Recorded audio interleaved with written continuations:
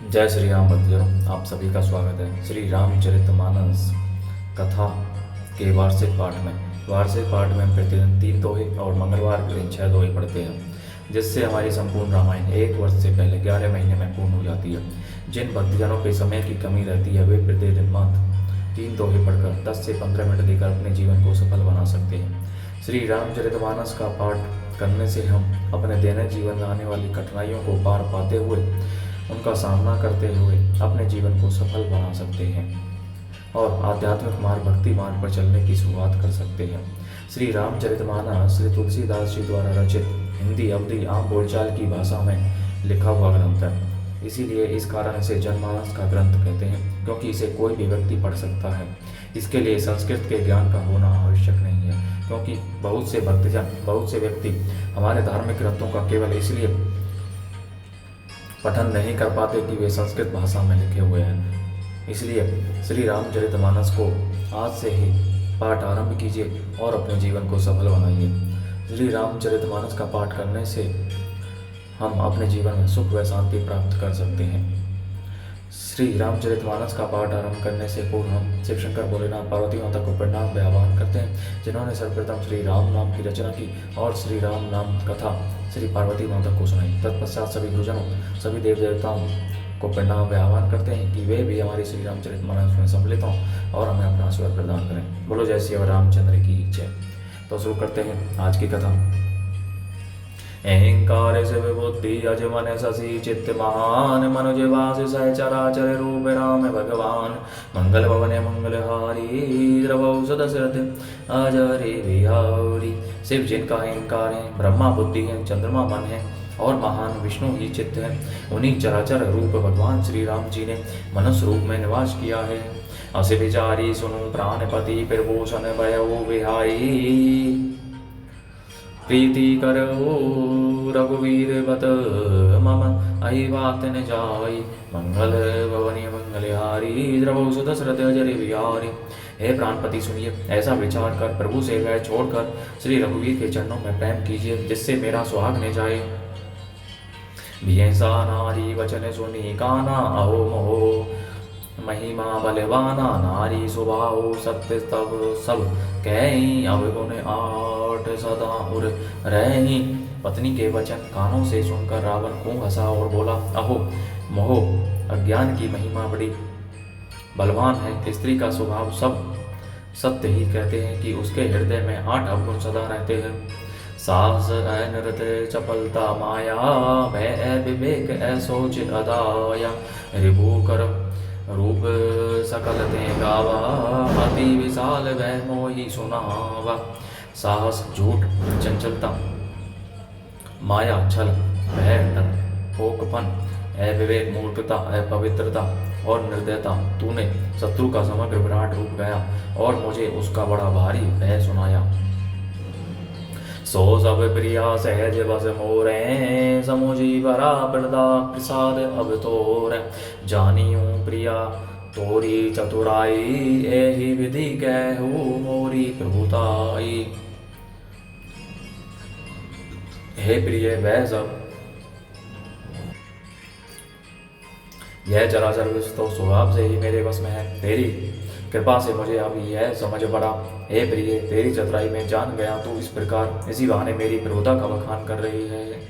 तब बत कही गूढ़ मृग लोचिनी समुझत सुखद सुनत भय मोचिनी मंदोदरी मन महु अस ठयो पियई काल बसमती भ्रम भयो।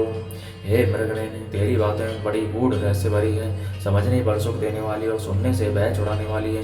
मंदोदरी ने मन में ऐसा निश्चय कर लिया कि पति को कालवश मति भ्रम हो गया है। एहि विधि करत विनोद बहु प्रात प्रकट 10 कंद सहज असंक लंकपति सभा गयो मद अंध मंगल भवन मंगलहारी द्रवौषध दशरथ अजर बिहारी। इस प्रकार अज्ञानवश बहुत से विरोध करते हुए रावण को सवेरा हो गया। तब स्वभाव से ही निडर और घमंड में अंता लंकापति सभा में गया। फूलई भरई न तेत जदपि सुधा बरसहि जलद मूर्ख हृदय न चेत जो गुर मिले विरंची सम मंगल भवने मंगलहारी द्रवौषध दशरथ अजर विहारी।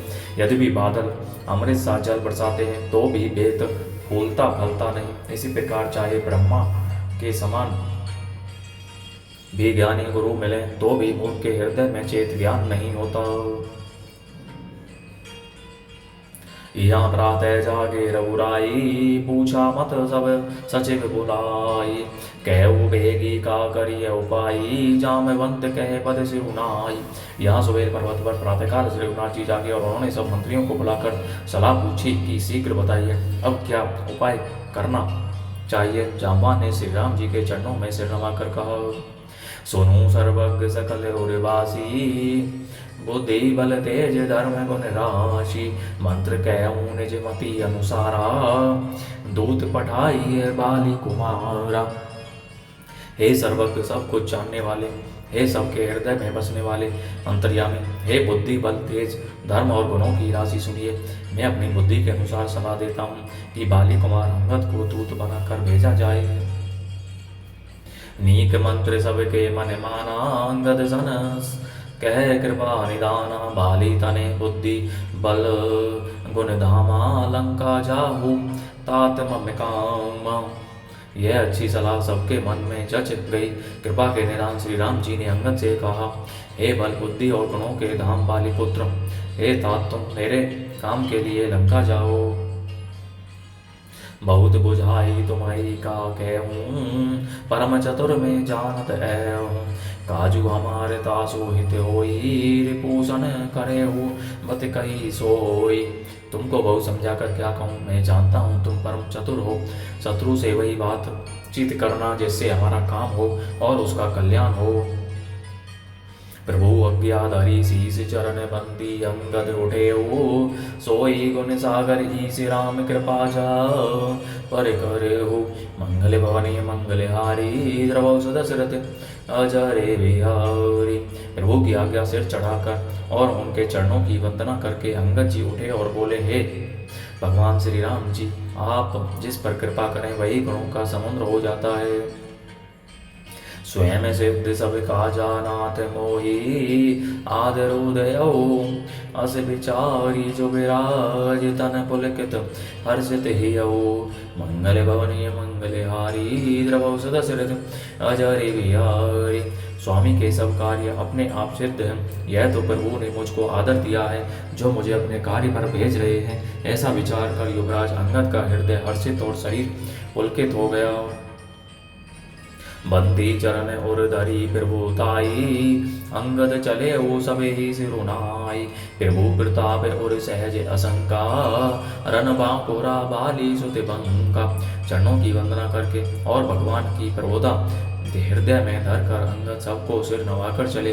प्रभु के प्रताप को हृदय में धारण किए हुए रणबांकुरे वीर बाली पुत्र स्वाभाविक ही निर्भय हैं।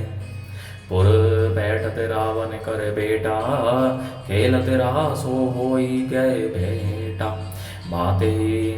बात करस बढ़ी आई जुगल अतुल बल पुनि तरुणाई। लंका में प्रवेश करते ही रावण के पुत्र से भेंट हो गई।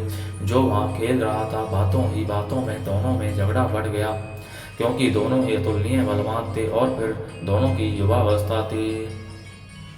तेहि अंगद कमलाति उठाई गही पथ पटके हो भूमि भवाई।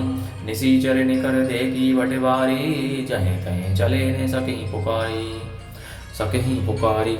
उसने अंगद पर लात उठाई। अंगद ने वहीं पैर पकड़कर उसे घुमाकर जमीन पर दे पटका मार गिराया। राक्षस के समूह भारी होता देखकर जहाँ तहाँ भाग चले। वे डर के मारे पुकार भी न सो मचा सके। एक एक सन मन में कहीं समुझीता सुबद चुप करी रहे। भयउ कोलाहल नगर मजारी आवा कपी लंका जे चारी। एक दूसरे को मर्म असली बात नहीं बतलाते। उस रावण के पुत्र का वध समझकर सब चुप मार कर रह जाते हैं। रावण पुत्र की मृत्यु जानकर और राक्षसों को भय के मारे भागते देखकर नगर भर में कोलाहल मच गया कि जिसने लंका जलाई थी वही वानर फिर आ गया है। अब धौं कहा करी ही कर तारा अतिशय भीत सब करे ही विचारा। बिनु पूछे मगु दे ही दिखाई जय भी लोक सोई जाहि सुखाई। सब अत्यंत भयभीत होकर विचार करने लगे कि विधाता अब न जाने क्या करेगा। वे बिना पूछे ही अंगद को रावण के दरबार की राह बता देते हैं। जिसे ही वे देखते हैं वही डर के मारे सूख जाता है। गयो सभा दरबार तब सुमेरी राम पद कंज। सिंह ठविनीत उत चितब धीर वीर बल पुंज। मंगल वने मंगलहारी द्रवो सुदशरथ आजा रे बिहारी। श्री राम जी के चरण कमलों का सिमरन करके अंगद रावण की सभा के द्वार पर गए और वे धीर वीर और बल की राशि अंगद सिंह की सी एंड शान से उधर उधर देखने लगे। बोलो जय श्री रामचंद्र की जय। इस प्रकार भक्तों आज की कथा का विराम यहीं पर होता है। बोलो जय श्री रामचंद्र की जय। आप सभी संप्रदाय की अपने सगे संबंधी बंधु बांधवों को श्री रामचरितमानस का पाठ करने के लिए कहिए और परम पुण्य का भागी बनिए। साथ ही साथ वे भी अपने जीवन को श्री रामचरितमानस का पाठ करके सफल बना सकें और प्रभु श्री राम की कृपा दृष्टि पा सकें। बोलो जय श्री रामचंद्र की जय।